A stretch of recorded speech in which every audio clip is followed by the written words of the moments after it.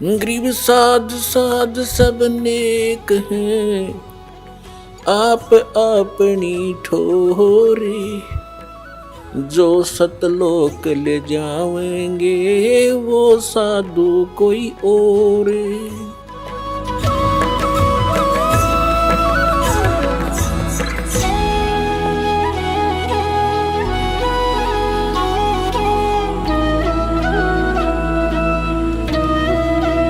और जैसा कि आपने वेदों में पढ़ा कि वो परमात्मा अपने तीसरे मुक्ति धाम में रहता, सतलोक के अंदर। अब तीसरा मुक्ति धाम कैसे है? 21 ब्रह्मांड का एक ग्रुप है, एक समूह है। ये काल का लोक कहलाता है, सरपुरुष का। और 7 संग ब्रह्मांड का एक अलग द्वीप है, उसके अंदर ये स्टेट समझ लो अलग अलग, वो दूसरा लोक है, दूसरा द्वीप है। और तीसरा सतलोक है उसके निकटतम। तो तीसरी धाम में रहता वो परमात्मा, मुक्ति धाम में, सतलोक में। और वहां से गति करके, वहां से बहुत तेज स्पीड आता है, अच्छी आत्माओं को मिलता है। फिर वो अच्छी आत्मा परमात्मा से प्राप्त ज्ञान का जगह जगह जाके प्रचार करते हैं। और परमात्मा स्वयं भी, कबीर जी भी अपनी महिमा आप सुनाते हैं। चारों युग में संत पुकारे, कूक कहा हम हेल रे। हीरे माणिक मोती बरसे, ये जग चुगता ढेल रे। परमात्मा ने जो ज्ञान बताया कि तुम यहाँ के रहने वाले नहीं हो, आप यहाँ के वासी नहीं हो, और जिस संपत्ति के लिए आप सारा जीवन न्यौछावर कर देते हो, यह संपत्ति आपकी नहीं है। काया तेरी है नहीं, ये माया कहाँ से हो। चरण कमल में ध्यान रखो, तुम इन दोनों को खो। ये माया करतारे की तू अपनी कह गंवारे। दो जग धक्के खावेगा या नाहक बह बेगारे। सर्व सोने की लंका होती रावण से रणधीरम। एक पलक में राज बिराजी, जम के पड़े जंजीरम। मन तू सुख के सागर बसरे, भाई और न ऐसा यसरे। सर्व सोने की लंका थी, रावण से रणधीरम। एक पलक में राज बिराजी, और जम के पड़े जंजीरम। अगम निगम को खोज ले, बुद्धि विवेक विचारे। उदय अस्त का राज मिले, तो बिन नाम बेगारे।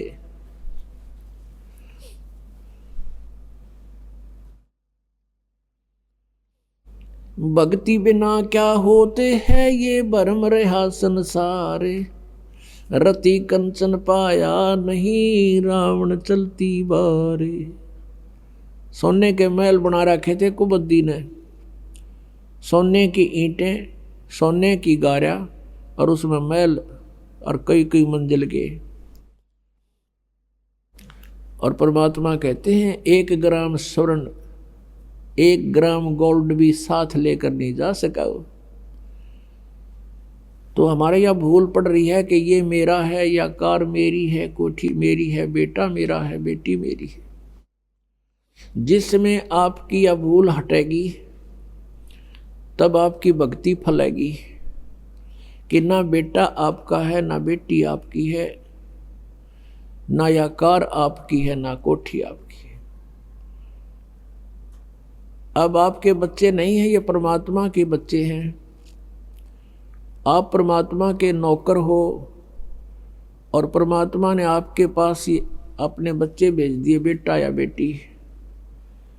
इनको आप अपना मान कर करते हो तो भूल भारी है आपके, लेकिन ये जीव के बस की भी नहीं। इस ज्ञान से धीरे धीरे और भक्ति से, इस एंटीबायोटिक औषधि खाने से, ये तत्व ज्ञान रूपी वचन सुनने से आपको बिल्कुल समझ में आ जाएगी कि सचमुच यहाँ अपना तो शरीर भी नहीं है।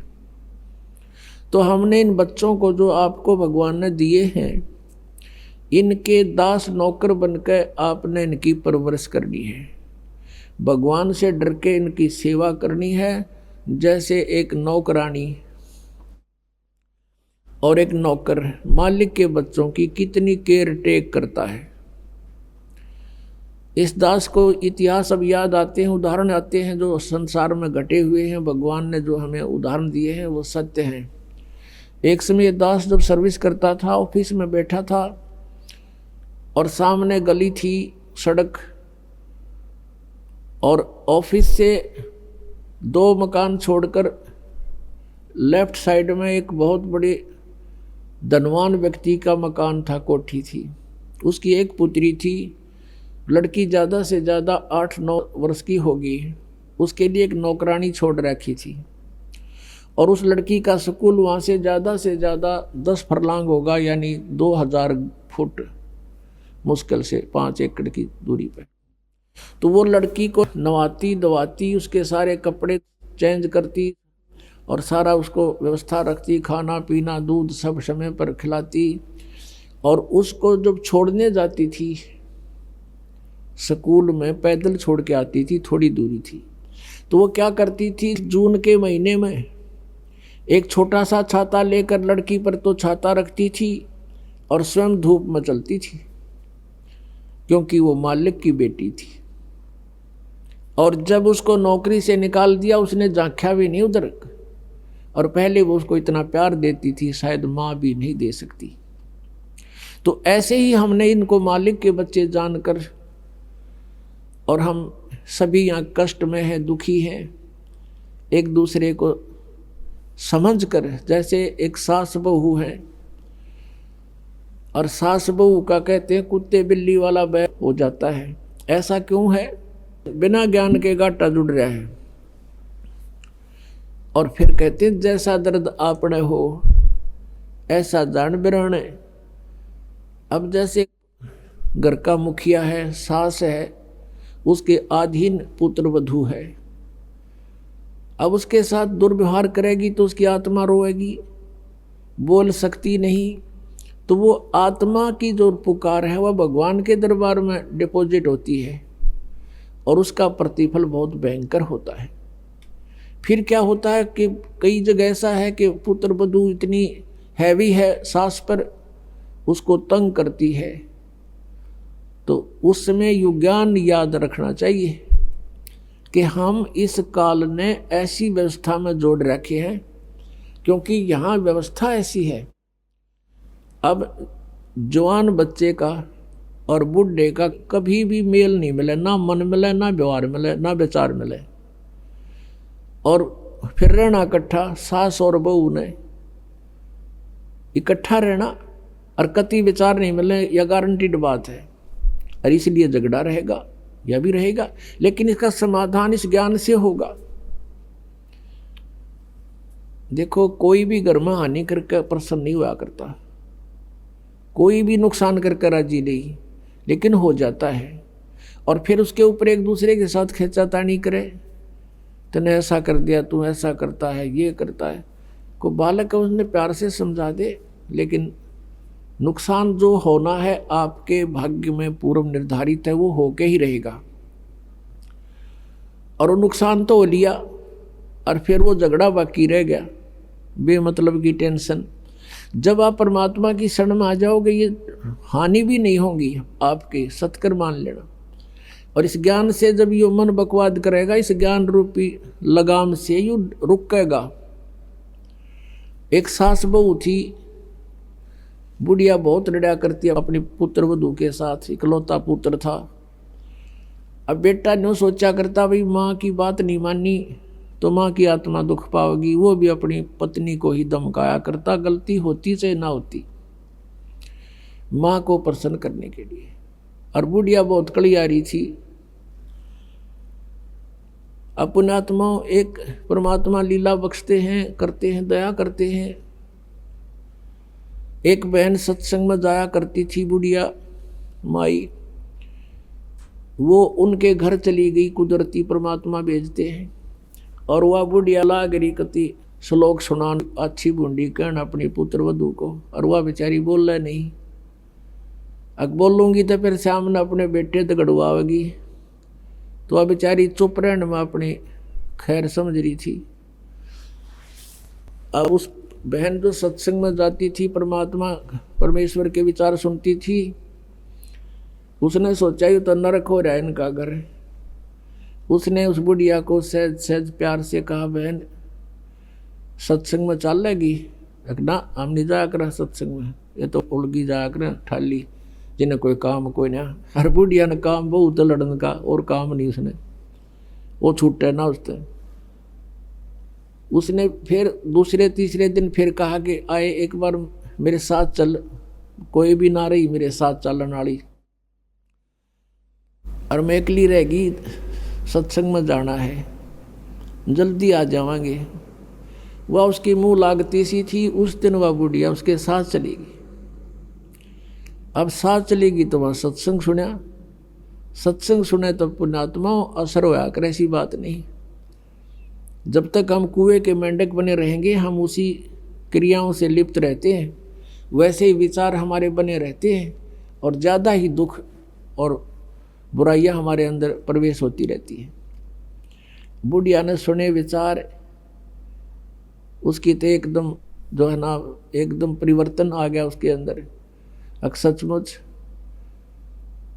हमने आपस में नहीं किसी को दुखी करना चाहिए। कथा सुनाई गई कि एक व्यक्ति था,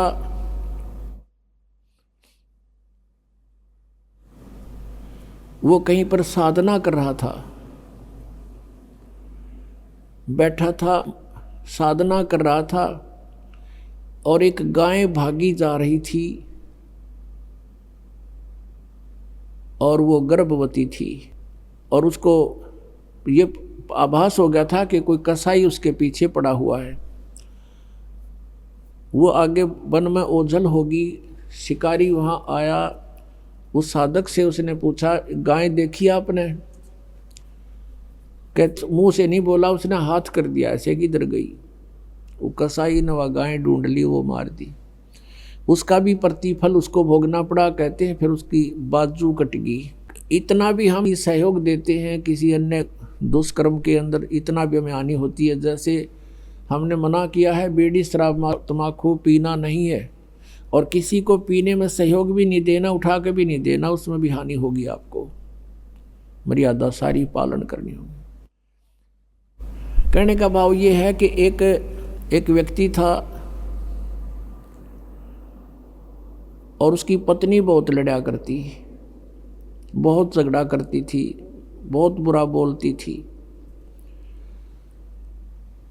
तो किसी ने, वो जो व्यक्ति था अगले जन्म में जिसकी बाजू कटी थी, वो साधना कर रहा था, साधना कर रहा था, कहीं पर अगले जन्म में भक्त बन गया। तो उसकी किसी ने आकर के अचानक पहले तो उससे पैसे पूछे, बाबा जी पैसे निकाल सारे। अब पैसे नहीं है भाई मेरे, तो उसकी बाजू काट दी।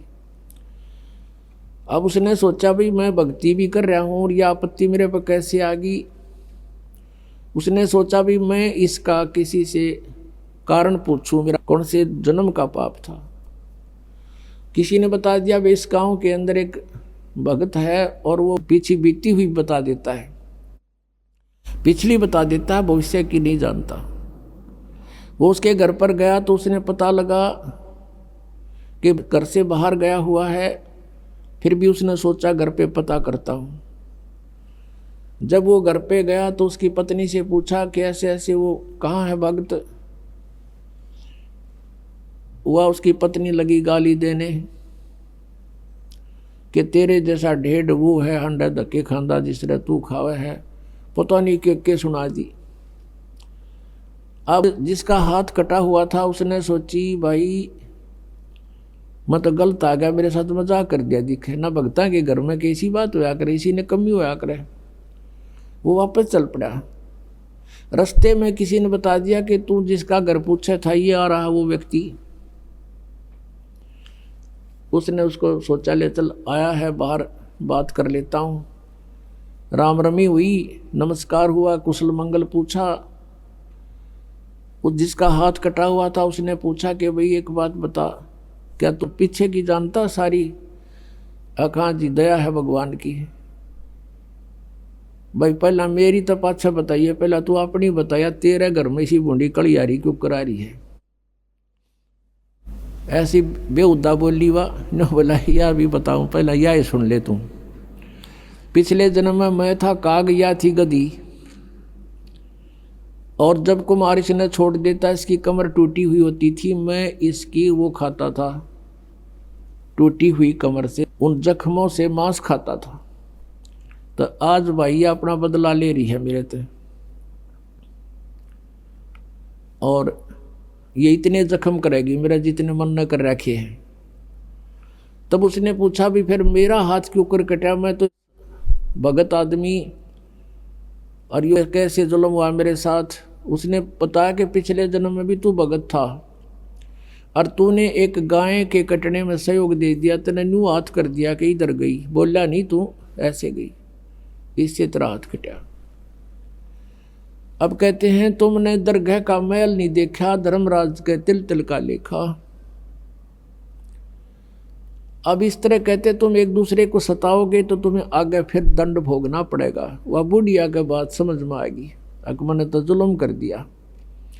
उसके बाद अपनी पुत्र वधू को वो बिल्कुल शांत रहे, बोले नहीं फालतू। सत्संग में ये भी सुनाया गया कि जो कुछ हानि होनी है वह तो हो चुकी, और पाछा वो खाम खा महाभारत बनाने की कोई आवश्यकता ही नहीं। वो तो दूना दुख पैदा करने वाला वो वस्तु आवे नहीं वापस। एक दिन क्या हुआ, वो पुत्र वधू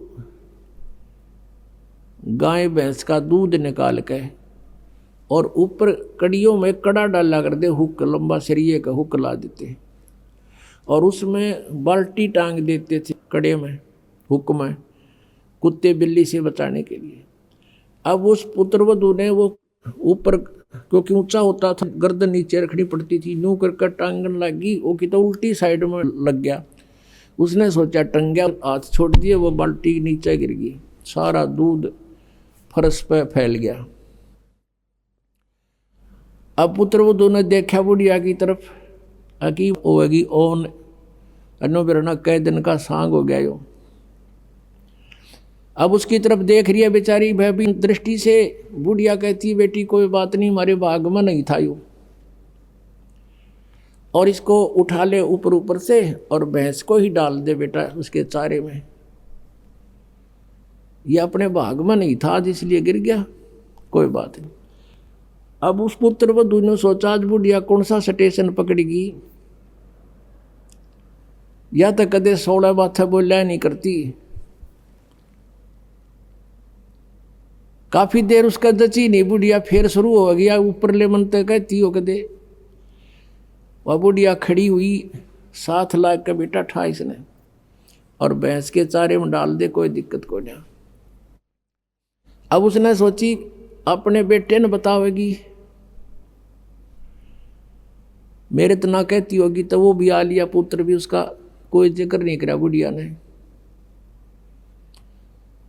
तब उस माई ने, उस बहन ने सोचा भाई इतना परिवर्तन आया क्यों कर इसमें, उसके चरण दबावे, सेवा करे। फिर पता चला कि बेटी मैं सत्संग सुन के आई हूँ, और बेटा मैंने आज तक जो गलतियाँ की, तेरी आत्मा दुखाई बेटा, मैं माफ़ी मांगू तेरे थे। वह पुत्र वधू रोन लाग गई, बोली माँ कोई बात नहीं, अब तो माँ तुल्य हो और मेरे हित में ही कुछ कहती थी। उस दिन से पुत्र वधू ने भी नाम ले लिया, फिर धीरे धीरे उसके बच्चे ने भी नाम ले लिया, और घर में नरक के स्थान पर स्वर्ग हो गया।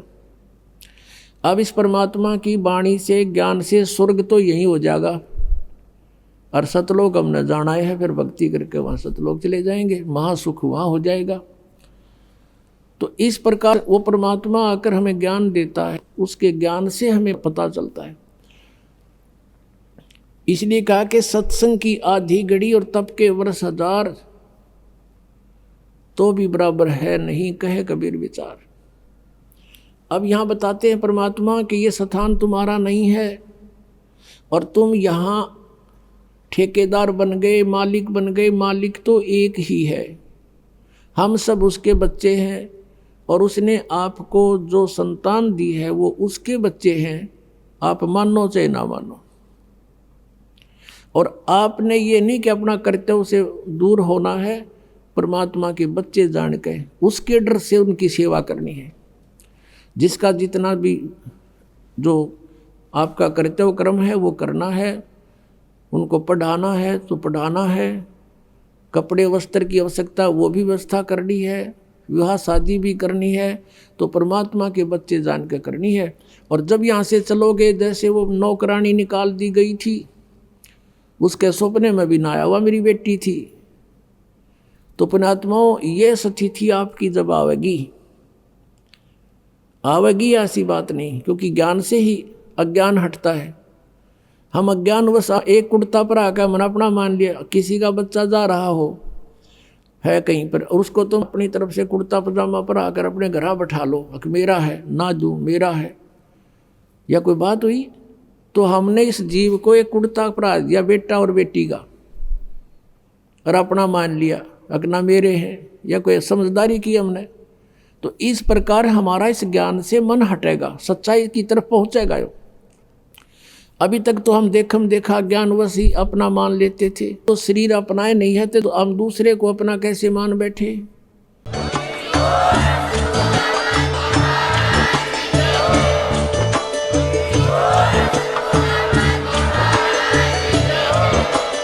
आप सुन रहे थे जगत गुरु तत्वदर्शी संत रामपाल जी महाराज जी के मंगल प्रवचन। अधिक जानकारी के लिए विजिट कीजिए हमारी वेबसाइट www.jagatgururampalji.org। संत रामपाल जी महाराज जी के शुभ आशीर्वाद से पूरे विश्व भर में 500 से भी ज्यादा नाम दीक्षा केंद्र हैं, जिन पर संत रामपाल जी महाराज जी द्वारा ऑनलाइन निशुल्क नाम दीक्षा दी जा रही है। अपने नजदीकी नाम दीक्षा केंद्र का पता करने के लिए संपर्क करें 8222880541।